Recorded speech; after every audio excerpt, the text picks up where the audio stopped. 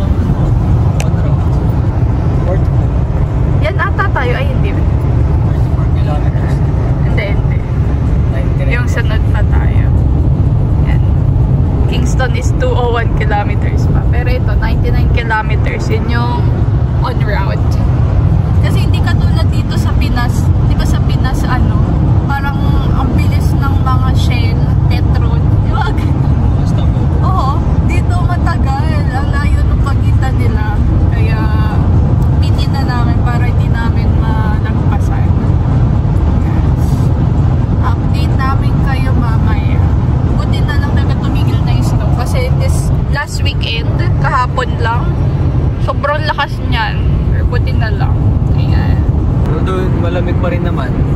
Hindi na siya ganun kalamig. Yes, ano yung weather ngayon? Minus 4 sa Mississauga. Pero mas lamig sa pupuntahan natin. Clarington na kami. Welcome to Clarington. Hindi ko alam kung ano na yan. Kung saan yan. First time ko rin magdadrive guys na across Canada.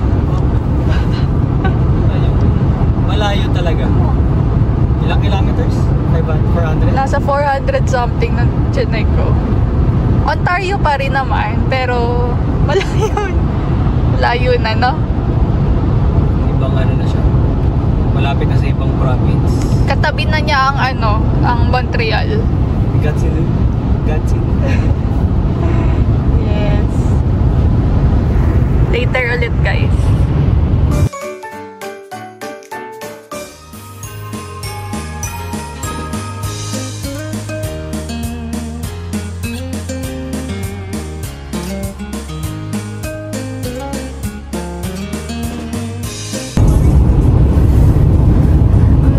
Guys ng ay bakit ba yan? Ganda ng scenery kasi puting-puti pa rin dito, no? Nakaka-relax mag-drive. Therapeutic. Ayan ang ganda pa kasi may mga snow pa din, ganyan.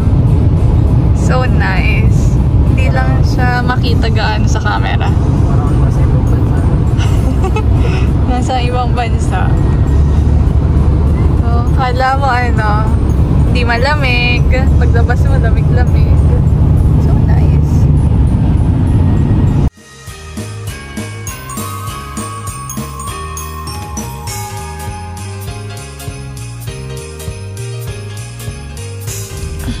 Asan na tayo? On route. Sa Brighton, Ontario. Mga nasa 1 hour pa, no? 1 and a half pa ata. Papunta. Pahinga muna kami dito. Siguro. Dito na rin kaya tayo mag-lunch. Hindi ka. Gutom ka na ba? Ayun. Meron doon sa loob na A&W and Subway. Nakikita natin here. Area. Pahinga muna sa kasi medyo mahaba-haba nga rin yung drive. Okay naman. Parang hindi siya ganun karamdam kasi dire-diretso lang. Tapos maganda nga yung mga tanda. Maganda. Hindi ko alam kung kita sa camera pero maganda siya. Kasi white. No? Snowy.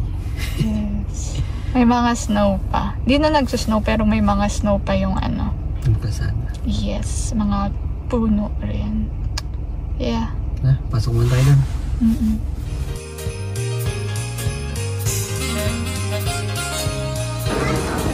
Stop over muna.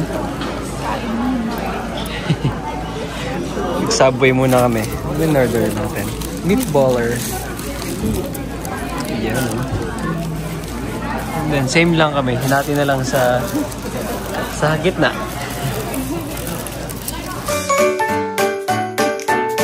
So ayun guys. Hindi natin siya mag-drive. Kaya naman tayo joint. Ano lang naman, from Brighton to Kingston, 1 hour lang.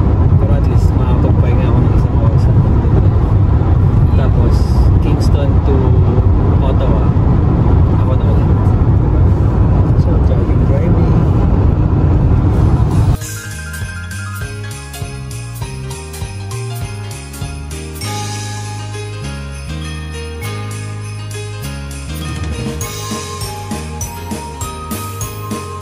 And we are here sa Kingston, Ontario.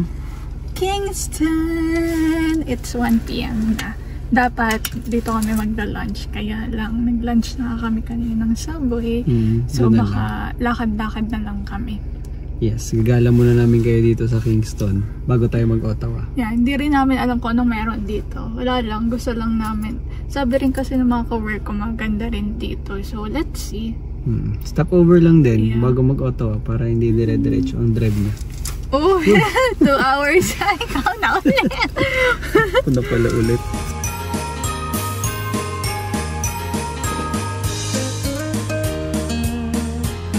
Yun guys, Tamang lakad lang muna kami dito sa Kingston. Yes. Ano ba ito, downtown nila? Oo, ito na yung downtown nila. Downtown nila. Maganda dito, guys. Ayan, may mga nag-ice skating dyan. Hindi lang namin alam kung may bayad yan. Ang liit lang yung ano, yung town. Cute lang. Yeah, ang ganda rin. Yan. Ito yung downtown nila. Tapos doon may parang lake din. Nandun. Try Pupuntahan ba natin yan? maglakad-lakad. Yeah, maglalakad-lakad lang tayo. Saan muna tayo? Dito muna tayo sa downtown. Dito na tayo. Lakad-lakad lang tayo. Yeah.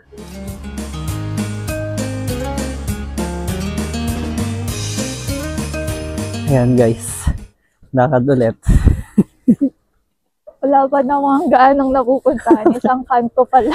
Ang tanto pa lang naman. Yeah. Alam, para lang siyang small, old town. Parang ganyan yung feels niya, na? Yes. Ang ganda rin. Yeah. Nilamig today. Alam eh, kasi sobrang iba rin yung vibes ng lugar. Yeah. Parang chill lang siya. Yeah. Na tao. Compared sa kung nasan tayo kanina sa Mississauga. Oo. Sobrang city talaga. Dito Yes. hindi mo feel. Pati ano talaga, mabagal yung takbo ng mga sasakyan. Sobrang ingat din sa pagdadrive kasi syempre hindi na natin lugar to. Mahirap na. Pati mahigpit daw dito talaga. Kailangan sumunod ka kasi nanghuhuli talaga sila. Kailangan naman laging sumunod talaga. Mas strict lang daw dito. As in, pag lumagpas ka daw ng mga at least 10 kilometers lang above the speed limit, Huhuliin no? huliin na sila, blab. Hindi na mahuli no? Yeah. Ito yung simbahan nila, St. George Simbahan to? Cathedral. Oh, Ay, simbahan St. daw George yan. Cathedral. Pwede kaya tayo pumasok dyan? Lab, saan tayo pupunta na yan? Lamig sa amin. Doon lang, sa dagat. Dagat ba? Hindi naman dagat yan. Sa tubig. Silipin daw namin kung anong meron doon. Tubig-tubig.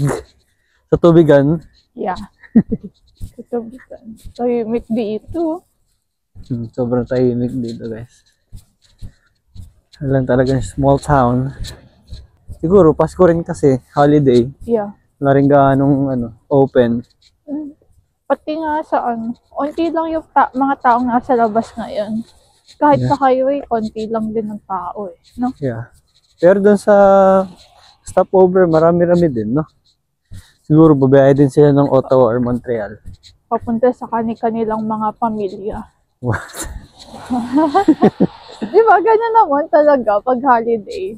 Yes. Celebrate sila ng Pasko sa pamilya nila. Ayan, Saan guys. yung park? Ayan, guys. Frozen.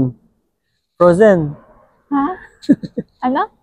Frozen yung tubig. Yeah. Ayan, o.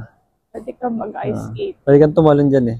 Ikaw, Talon ka. tulong ka. Hagis kita.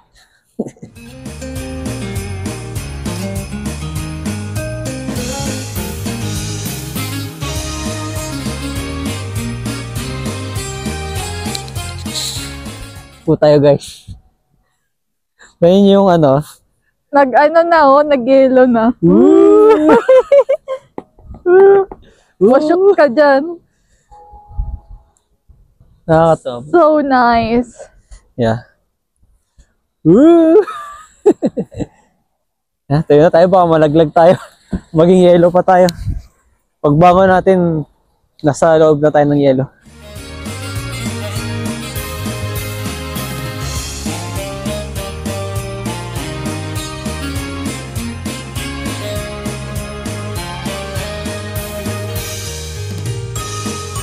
Pabalik muna kami ng parking, guys. Kasi, yung kamay niya daw, mapuputol na. Ang lamig sa kamay eh. Napuputol na yung kamay ko. Siguro mamaya-maya na rin din kami, pupunta ng Ottawa. Gagala muna kami ng konti dito sa Kingston. Tapos, magdadrive na ulit ng 2 hours to Ottawa. Ottawa. It's the capital of Canada. It's the capital of Canada. It's Ottawa. Ottawa. Ottawa. Ottawa. Oh. Let's take a photo there. English ka na bigla. Wala ka lang ng Mississauga. What? I What? can't understand you. Pipicture daw muna kami dito, guys. Ano, wala nang I? Kingston. Ikaw na lang yung ay. Dali.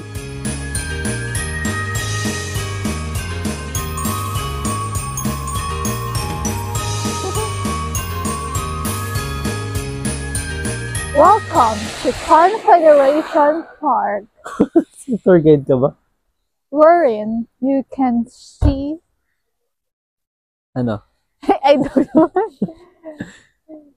You can see a tree and the Kingston logo.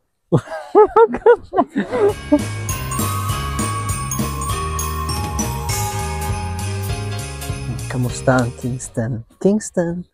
Lalim ng snow daw. Naka-sneakers lang ako. Siya naka-Uggs. Yabang. Mayabang ka ba? Uy, lalim nga oh. Lalim nga. Oh no. Yan, meron din sila dito ng 1,000 Islands Cruise. Maganda daw dyan, lalo na pag summer. Summer. Balik tayo sa summer. Check natin kung anong meron. Nandito pa yung barko. Yan. Yan yung cruise na.